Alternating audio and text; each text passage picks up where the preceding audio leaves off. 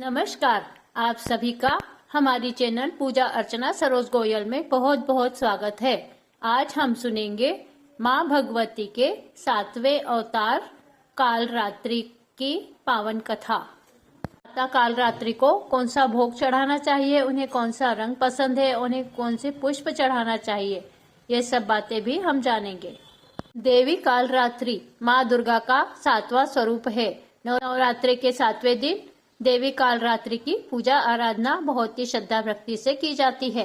माँ कालरात्रि के अनेक रूप हैं। कालरात्रि को काली, महाकाली, भद्रकाली, भैरवी, रुद्रणी, चामुंडा, चंडी और दुर्गा जैसे नामों से जाना जाता है। कालरात्रि की उपासना करने से नकारात्मक ऊर्जाओं का सर्वनाश हो जाता है। माना जाता है कि देवी कालरात्रि का नाम लेने से ही बुरी आत्माएं, राक्षस, भूत, प्रेत, पिशाच पलायन कर जाते हैं। कालरात्रि की उपासना करने से ग्रह बाधाओं से भी छुटकारा मिलता है। कालरात्रि माँ की आराधना करना भक्तों को बहुत शुभ फल देता है, इसलिए इन्हें शुभंकरी भी कहा जाता है। कालरात्रि माँ दुर्गा के 9वें स्वरूप में 7वीं शक्ति है। रात्रि कृष्ण वर्ण की है और उन्हें काला रंग अत्यंत प्रिय है।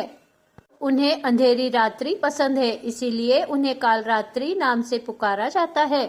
माँ कालरात्रि की 4 भुजाएं हैं, जिसमें बाएं हाथ की दोनों भुजाओं में कटार और लोहे का कांटा धारण किया हुआ है और दाएं तरफ के दोनों हाथ वर मुद्रा और अभय मुद्रा में हैं। 7वें दिन माँ कालरात्रि की पूजा करने के लिए सुबह ब्रह्म मुहूर्त में उठ जाए और सभी नित्य कर्मों से निवृत्त हो, जिससे सभी देवतागण उनसे बहुत परेशान हो गए।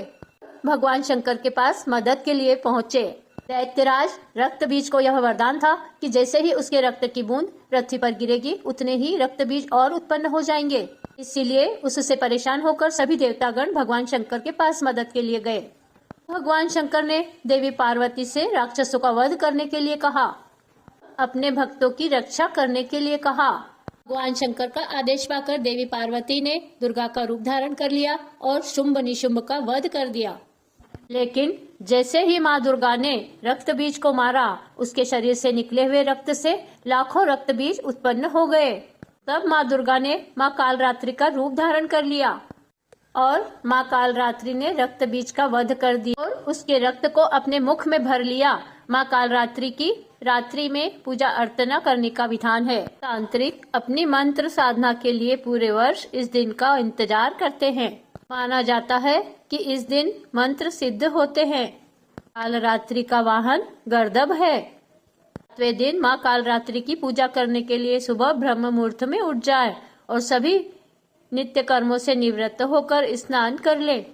एक चौकी बिछाएं, उसके ऊपर लाल वस्त्र बिछाएं और उसके ऊपर माँ की मूर्ति या तस्वीर स्थापित करें। को गंगा जल से स्नान कराएं। उसके बाद उन्हें अक्षत, चमेली के फूल, धूप, रोली, कुमकुम आदि अर्पित करें। ही माँ कालरात्रि के मंत्रों का जाप करें। माँ को भोग में पान और सुपारी चढ़ाएं। इस दिन पूजा करते समय माँ कालरात्रि को गुड़ का भोग लगाएं। कालरात्रि माँ को गुड़ बहुत प्रिय है। भोग लगाने के बाद घी के दीपक और कपूर से माँ की आरती करें और सभी के बीच प्रसाद वितरण करें। माँ कालरात्रि की आराधना में इस मंत्र का जाप करें। या देवी सर्वभूतेषु कालरात्रि रूपेण संस्थितान नमस्तस्यै नमस्तस्यै नमस्तस्यै नमो नमः। इस मंत्र का जाप करें। दूसरा मंत्र है ओम कालरात्रि देव्यै नमः और तीसरा मंत्र है ओम ह्रीम क्लीम चामुंडाय विच्चै नमः। इन मंत्रों में से किसी भी मंत्र का आप जाप करें। इस तरह माँ कालरात्रि की पूजा आराधना करने से माँ कालरात्रि सभी विघ्न बाधाओं से हमें छुटकारा दिलाती है और सभी मनोकामनाएं पूर्ण करती है। तो यह थी माँ कालरात्रि की पावन कथा। आपको कैसा लगा यह वीडियो? अगर पसंद आया है तो चैनल को सब्सक्राइब कीजिए, बेल आइकन को प्रेस कीजिए और वीडियो को अधिक से अधिक शेयर कीजिए।